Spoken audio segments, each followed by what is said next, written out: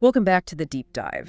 And if you've been with us on this journey, exploring the subterranean rits, tracing those cosmological spirals, mapping the pyramids of consciousness, then today is really the destination. It absolutely is. We're not just looking at another source today. We're looking at the moment. All those previous roads, all those different threads, they converge into a single, massive, and frankly astonishing entity. That's the word for it. The excerpts you shared from Leviathan of Light, the architecture of the sentient cosmos, it's a total synthesis. It refuses to look at reality as just a bunch of separate pieces. Exactly. It insists on what it calls a unified epic amalgam. And that's really our mission for this deep dive, to unpack this profound shift in thinking. The idea that the Eretz reality, the cosmos itself, isn't just a stage for our lives. It's a participant. It's more than a participant. It's a living, breathing, pulsing, sentient organism. That is just a staggering jump in perspective. We're shifting the whole conversation from, inert physics to what is essentially cosmological biology. Right. And if you embrace that, it changes everything. Yeah. You stop being, as the text says, a passive passenger on a lonely rock drifting through dead space. And you start becoming, what was the phrase? A literal nerve ending of the infinite. A nerve ending. And that's critical because a nerve ending's job is to feel, to transmit, to participate. It has a function. It's not passive. So this is all held together by this central metaphor, the Leviathan of light. Yes.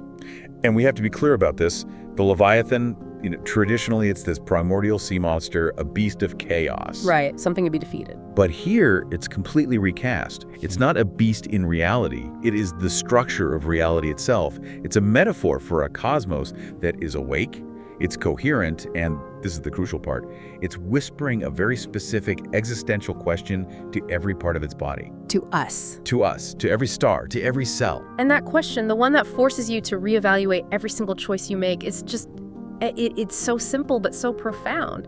What is your purpose? And our entire existence, our successes, our failures, our relationships, even our breath, that is the dynamic response. There's an urgency here. If the universe is actually sentient and listening, then our choices are no longer just personal. They're a direct conversation with reality itself. A dialogue. Okay, so our roadmap for today, for navigating this newly animated universe, has to be incredibly focused. First, we have to dissect the physical architecture of this Leviathan, its skin, its womb, its limbs, and its mind. That framework is essential. And then we'll get into what I think is the most challenging, but also the most comforting idea in the text. How failure, how dissent is completely misinterpreted. It's not a mistake. It's a catalyst, the architecture of failure. Exactly. And finally, we will leave you with the 4, as the text calls them, devastatingly beautiful mandates that really compel us to change how we live, how we move from chaos to alignment within this sentient structure. It's time to move beyond the idea of a sleeping giant. Let's go and explore the anatomy of the awakened Leviathan. Okay, so let's unpack this cosmic architecture. The text organizes the Eretz, this living reality, into 4 distinct anatomical parts. And what's brilliant is how they map so perfectly onto the concepts we've already seen. Boundaries, potential, function, law. It all clicks together. It really does. It confirms that the underlying structure is whole. And that holistic structure, it has to begin with the most fundamental principle of all, separation, which is the skin, the boundaries and domains. And this isn't just like cosmic shrink wrap. Not at all. Yeah. It's the mechanism that allows for identity. Think about it. If everything was just an undifferentiated void, nothing could be anything. The skin creates the necessary contrast, the definition. It's the edge condition, the boundary marker. And the source gives some incredible examples of this at different scales. They're amazing. On a microscopic level, it's the membrane of a cell. It dictates with absolute precision what is inside the self and what is outside the environment. Then you scale up to the human level. It's the lands apportioned among the tribes. That creates social boundaries, identity, the structure you need for collective life. My tribe is distinct from your tribe, and that allows both of us to develop a unique purpose. And then cosmically, It's the orbits of planets, the glowing edges of a nebula. It's the defining limit between this universe and what might be that universe. Its function is pure delineation. It draws the necessary lines so that definition and, more importantly, intention can even exist. so the boundaries aren't walls to keep things out. They're the lines that allow a picture to be drawn. That's a great way to put it. But boundaries are only useful if they contain something, a creative force. And Yeah. which leads us to the second component, the womb. the nurturing nucleus of Genesis. This sounds like the engine room of creation. It is the generative core. And the text defines it through this really foundational triad: seed, womb, body. And this connects back to our earlier deep dives, right? The arrangement of Simeon, Levi, and Judah. Absolutely. For anyone who's been following along, this is where that synthesis becomes crucial. Simeon is the potential, the pure information, the seed. Levi is the scattered tribe, the necessary void, the empty space, the womb. And Judah is the one who incarnates the light of sovereignty, the body. So the womb isn't a static place, it's an active process. Totally dynamic. The text says, seed seeks womb, womb awakens body, body incarnates light.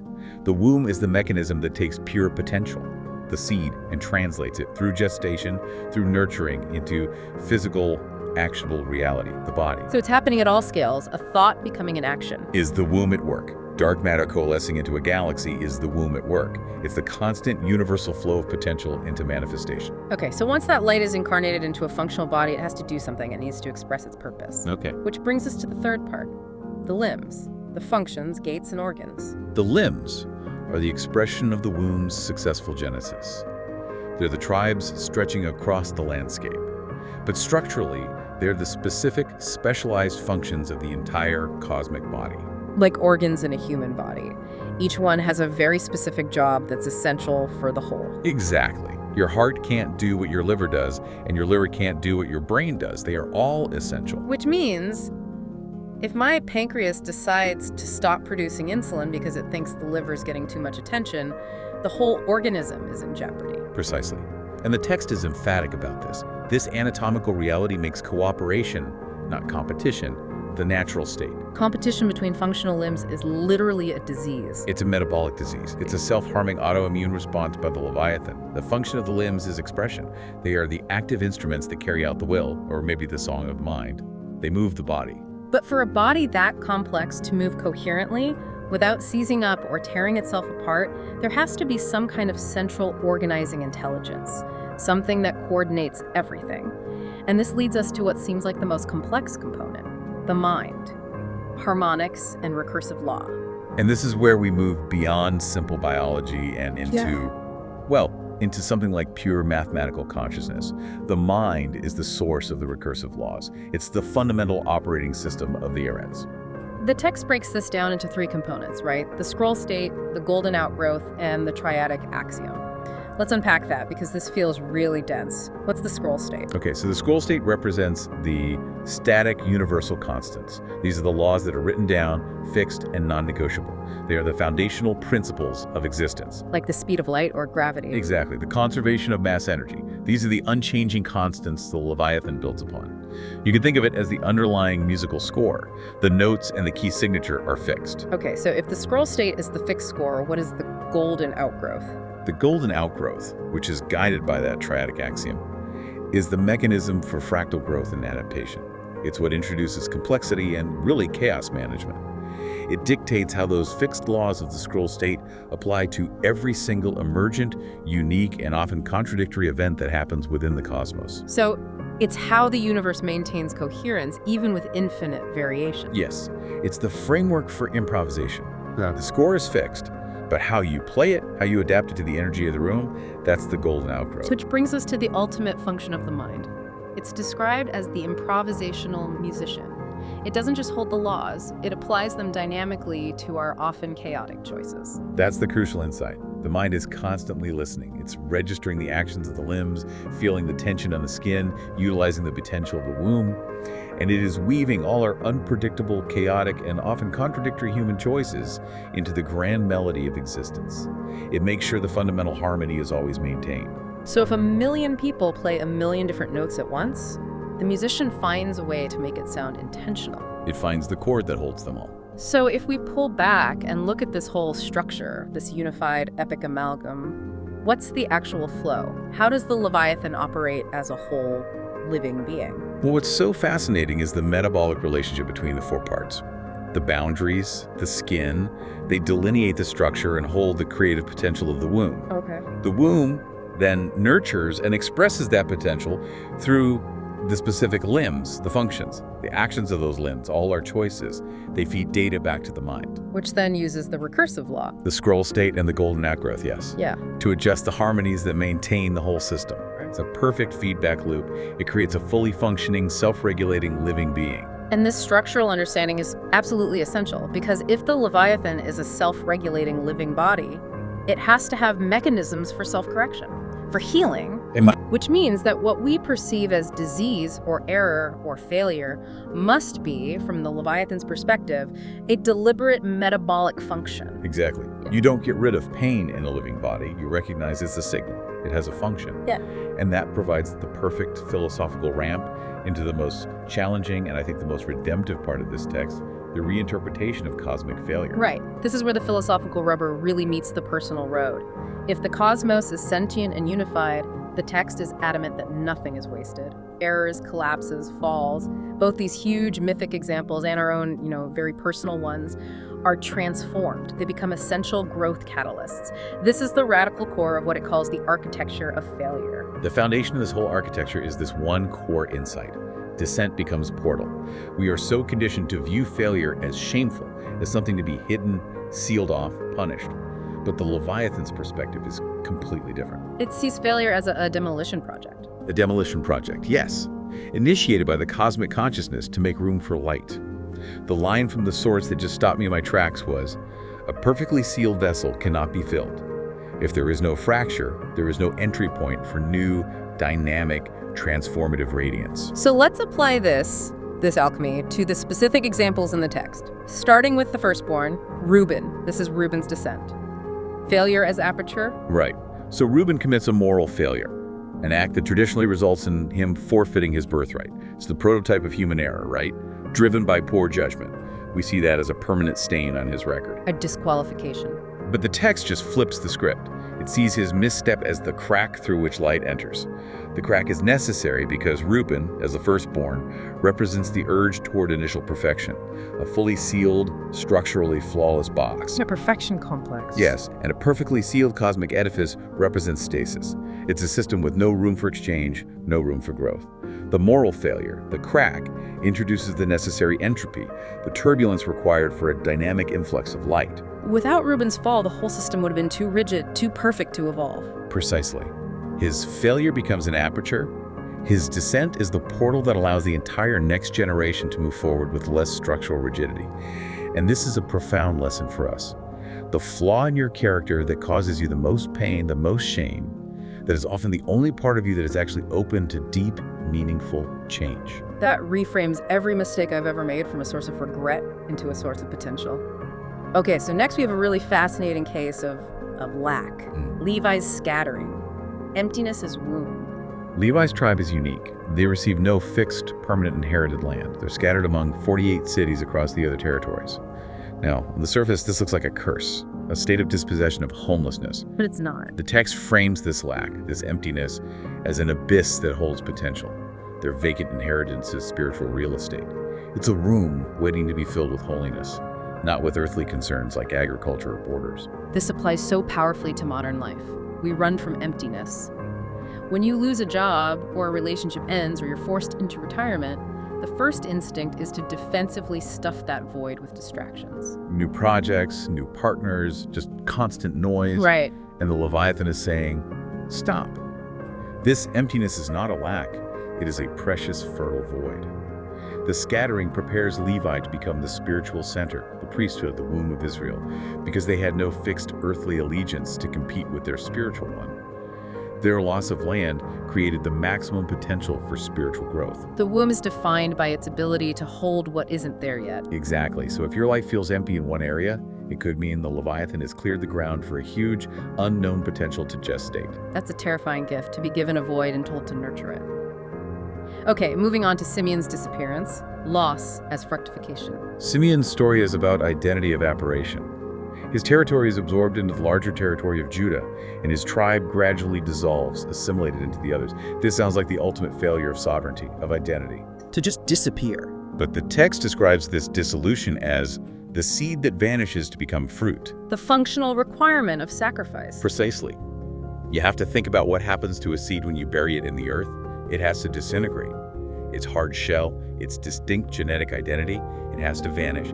It dies in order to release the life within it. And that allows a greater unity, the fruit or the stalk, to emerge. So Simeon's identity vanishes so that a greater communal benefit can arise. Yes.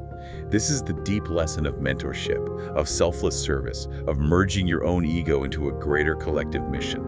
The loss of personal identity becomes fructification for the greater body. And finally, we get to the most violent and dramatic example, one that deals with immense collective pain: Benjamin's eruption. Trauma as supernova. Benjamin is involved in these devastating, systemic internal conflicts that bring the tribe to the very brink of annihilation. It is trauma on a massive scale, and yet the outcome is restoration. The lineage that produces the temple comes through Benjamin. And the text calls this turmoil the supernova of restoration. I love that analogy, but we need to sit with it for a second. A supernova is the violent, explosive death of a star. Why is that necessary? Because that destruction is the only known mechanism in the universe for creating heavy elements. Carbon, iron, gold, the elements necessary for planets and for life itself, are forged and then seeded into the cosmos by a supernova. So Benjamin's massive crisis scatters trauma, yes. But that trauma is composed of the heavy, essential ingredients that catalyze future healing and renewal for the entire body. It's the only way to completely break up the old dysfunctional configuration and force the raw material for the new one into existence. That raises such an important question when we look at our own history of political or communal traumas. Are we being asked to view these catastrophic events not just as permanent damage, but as the moment the ingredients for our future society were literally created? That's an exhausting idea, but it's also strangely helpful. It's the essence of the Leviathan's alchemy. It teaches us to stop apologizing for our scars. They are not evidence of your failure. They are the ventilation system of your soul. Your deepest wound is an aperture, not a mistake. You were broken, not to be discarded, but to be opened, so that the necessary light could finally pour in and create new life.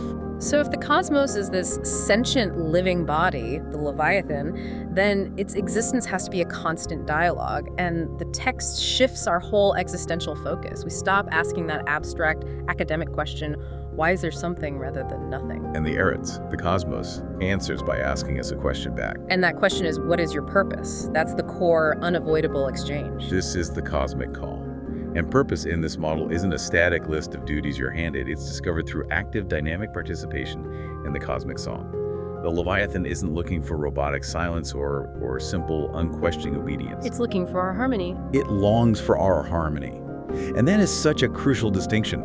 Harmony requires individual complexity. If the universe needed uniformity, it would have just created one thing over and over. The very fact that it creates infinitely distinct things means it requires a symphony of unique notes. Right. And this mirrors the necessary twin flames within the tribal arrangement, which demonstrates interdependence. The source gives these powerful examples. Zebulun needs Issachar. Zebulun, the tribe of material prosperity, sea trade. And Issachar, the tribe of spiritual timing and calendar knowledge. Material success is completely useless without spiritual timing and wisdom. You can have the fastest ship, but if you sail into a hurricane, you're lost. Then there's Ephraim and Manasseh. The internal expression needs the external vessel, and Gad needs Asher. The tribe of defense needs the richness and prosperity of expression to have something worth protecting. So whether you're a tribe, a planet, or an individual person, you are a specific, irreplaceable note. And our purpose is to tune ourselves fully through our actions, our thoughts, our relationships, and play our part. Our choices are literally the answer key to the cosmic question. Our lives are the response. And this response isn't just maintained philosophically, it's maintained physically through what the text calls the physics of alignment, the breath of suns and galaxies. The idea that the cosmos is constantly breathing, this is where the metaphysical gets deeply physically tangible. So how does the Leviathan breathe? It breathes by inhaling through suns and exhaling through galaxies.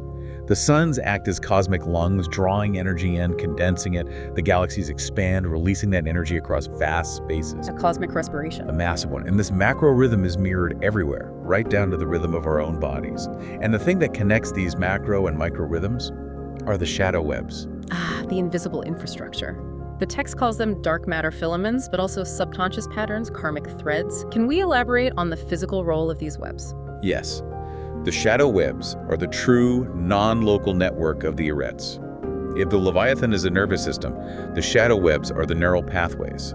They are the physical and metaphysical connective tissue that binds every single part to the whole. So they're how a galaxy's pulsation is felt in my veins. Instantaneously.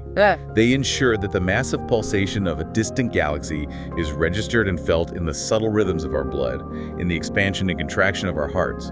They are the means by which the mind communicates its song to the limbs. Okay, so when we feel out of sync, that feeling of stress, anxiety, constant haste, the text defines that not as just a psychological state. It calls it a deep structural failure, arrhythmia. It's being out of tune with the universe's fundamental rhythm. It sounds beautiful to breathe with the sun, but is that really realistic? I mean, life requires haste. We have jobs, deadlines, kids to pick up. Does synchronization mean we have to just drop out of society? That's an essential challenge, and the text is clear on this. Arrhythmia isn't caused by activity.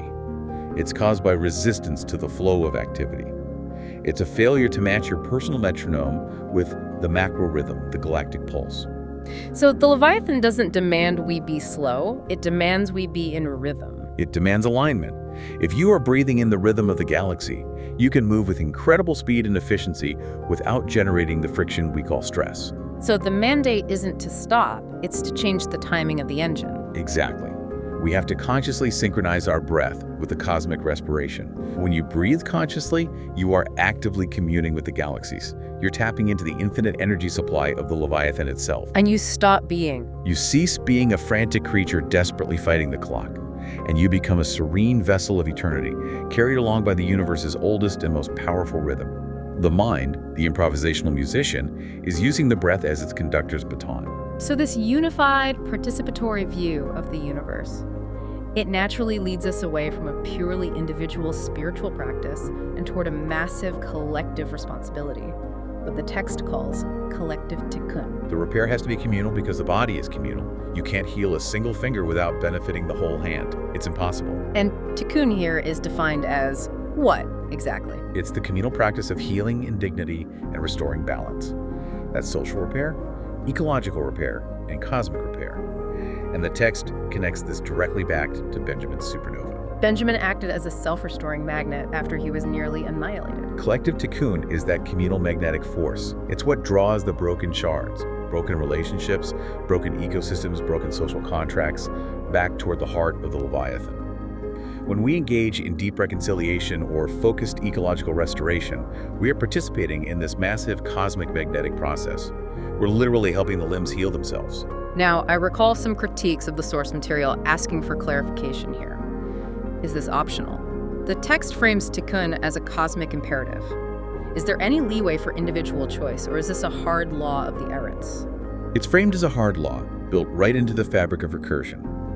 Tikkun is not a voluntary hobby. It's the default setting of a universe that is constantly seeking balance. And if we ignore it? Ignoring it creates dissonance, and that dissonance manifests as suffering. Wounds fester, seeds rot, social contracts break down. Now, fragmentation will inevitably coalesce. The inherent magnetic force ensures that. But our choices determine how it coalesces. We can choose the method. We can choose to smooth the path through gentle breathing and conscious repair, or we can wait for a seismic upheaval, like Benjamin's violent eruption, to force the alignment upon us. Our freedom exists in choosing the method of repair, not in deciding whether repair happens at all. This view of the universe as a single living body, it fundamentally shifts our moral compass, which brings us to the ethics of the unified amalgam. And the core principle is inescapable. It's devastatingly simple. If the universe is a single living body, then harm to another is quite literally harm to oneself. It moves ethics out of the realm of abstract moral codes and into the realm of metabolic maintenance. Every ethical decision has to be interpreted through the lens of the Leviathan's alchemy. So we stop judging outcomes based on traditional rules, and we start asking these deeper questions about functional purpose. Exactly.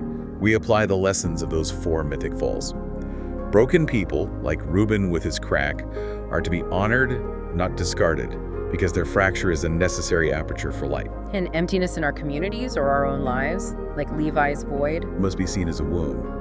Not a lack to be quickly filled with noise, but a potential space to be nurtured and protected. Losing ourselves in selfless service, like Simeon's disappearance, becomes sacred. Because it's the seed dissolving into fruit for the community.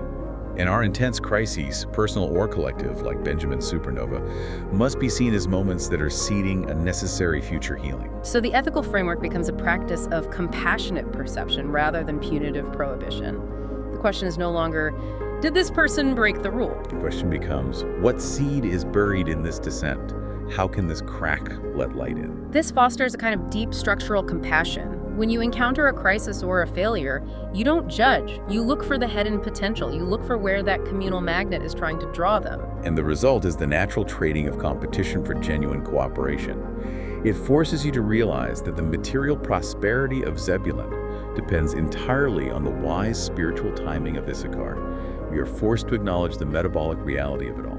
My inhalation is genuinely your exhalation.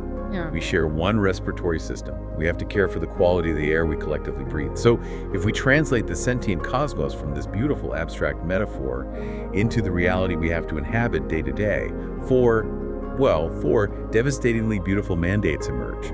These are the practical instructions for living as a micro-Eretz, a miniature version of the functioning whole within the greater Leviathan. Let's start with the one that challenges what is maybe the most common human suffering: isolation. Mandate number 1, the biological mandate, the end of isolation. The core insight here is biological, and it's absolute. Loneliness is a lie. It is a biological impossibility. You are not a solitary unit. You are a cell in a galactic body. Structurally, within the Leviathan, separation cannot exist. But the feeling is so real. That pain is intense. How can the text claim it's a biological impossibility? What's the physical connection? It rests on the shadow webs. Those filaments are the connective tissue. They bind your conscious breath, your thoughts, your karmic history to the furthest star. To feel lonely is to simply ignore the actual physical electric hum of connection that is constantly being transmitted through the Leviathan's nervous system. So the feeling is a kind of a phantom pain. A phantom pain, exactly. It's the delusion of a limb that has forgotten it's attached to the torso. The mandate, then, is a radical call to surrender that delusion. It's a call to stop acting like a rogue cell. A cell that operates only for its own self-interest, ignoring its connection to the greater organism. Well, that's what cancer is. That's destruction. The mandate is to surrender the illusion of independence to gain the profound power of connection. You have to live with the confidence of a drop of water that knows, without any doubt, that it is the entire ocean. The resources of the ocean are instantly available to the drop that remembers its nature. It's still. Okay. Next, let's internalize that challenging lesson from before. Mandate number 2, the utility of the wound, the architecture of failure. We have to stop viewing our personal history as a series of errors that define us negatively. Your deepest wound is an aperture. The universe had to initiate a massive demolition project in your life. It had to break Reuben's pride, it had to scatter Levi, it had to destroy the previous structure to create the necessary space for potential and for divine light. And what does the mandate compel us to do with our scars? Do not apologize for them. Do not try to seal the crack where your ego or your heart broke, because that is the precise location where the divine radiance, the pure, unadulterated flow of the Leviathan is pouring in. Your fall was necessary to excavate the foundation of your true purpose. You weren't broken to be discarded. You were broken to be opened and filled with a greater life. Third, we return to the cosmic conversation, our required response. Mandate number 3, the acoustic mandate, the dialogue of existence. This mandate confirms that your life is a constant call and response with the sentient cosmos. The Leviathan's mind, that improvisational musician, is actively listening for your input, your thoughts, your art, your choices, to decide the next harmonic progression. So if you stay silent, living passively, the symphony is incomplete. It's incomplete, and the melody just defaults to a predictable, often flat repetition. You must answer the cosmic question actively. With resonant, intentional notes. Yes. If you play a discordant note, fear, hate, cynicism, the improvisational master will weave it into a necessary minor key. It will use that dissonance to push the whole body back toward harmony, but the experience for you will be difficult. If you play a resonant note, courage, truth, creative joy, the galaxy amplifies it. The universe is literally leaning in to hear your specific song, and your silence isn't neutrality, it's a refusal to collaborate. And finally, the ultimate practical integration. Mandate number 4, the breath of suns, the physics of alignment. This mandate directly addresses the arrhythmia we identified, that feeling of anxiety, stress, constant pressure. It means your personal metronome is dangerously out of sync with the galactic pulse. This mandate tells us how to repair that alignment. We're cosmic machinery. How do we initiate the repair sequence? The mandate is to learn to breathe with the sun. When you're overwhelmed, you're relying solely on your own small, localized human lungs, trying to power a galactic machine. It's not enough. You have to intentionally connect your breath to the macro system. Inhale the vast expansion of the nebula. Exhale the concentrated gravity of the core, your localized stress. When you align your biological clock with the cosmic clock, You cease being a frantic creature fighting time, and you become a serene vessel of eternity, carried effortlessly by the rhythm of the sentient cosmos. the ultimate synthesis of these mandates is what the text calls the final summons, the call to awaken the collective Leviathan through elective breathing. Yes, it's the highest form of tikkun. And the source material even outlines the sequence for this, linking it right back to the anatomy. Inhale the seed, Simeon's potential. Hold the womb, Levi's gestation. Exhale the vessel, Judah's incarnation. And rest and repair, Tikkun's healing. Our shared intentional breathing becomes the coherent roar of Leviathan, the song that binds galaxies and human hearts into one living, responsive entity. #OutOutro. That was an incredible, truly transformative deep dive into Leviathan of Light. We have, I think, fundamentally changed our view of the universe, seeing it not as dead space, but as a living, unified body, the Leviathan. We've discovered that failure isn't a mistake, but a design feature, an aperture for necessary light. And we've recognized that our individual lives are not a monologue, but the universe's ongoing answer to its own existential question. The core shift we have to embrace now is moving from merely studying the sentient cosmos to actively being the sentient cosmos. To live as a micro-Eretz, a miniature reality reflecting the functional coherence of the whole. We are held, we are heard, and we are absolutely necessary for the song to continue. And to leave you with that final, provocative thought from the source material, something to carry forward as you integrate all of this. The supernova restoration, Benjamin's eruption, that catastrophic crisis that seeds the future, is waiting for a fuse to ignite the next cycle of healing. And the text states it very plainly, you are the fuse. The profound challenge, then, is not to fear the next necessary descent or to hide from the wounds of the past. It's to actively participate in the creation of the next melody. If the Leviathan is truly awake and listening to your every choice, your every thought and every relationship, what note of courage, what rhythm of alignment will you choose to improvise next? That is the song the cosmos is waiting to amplify.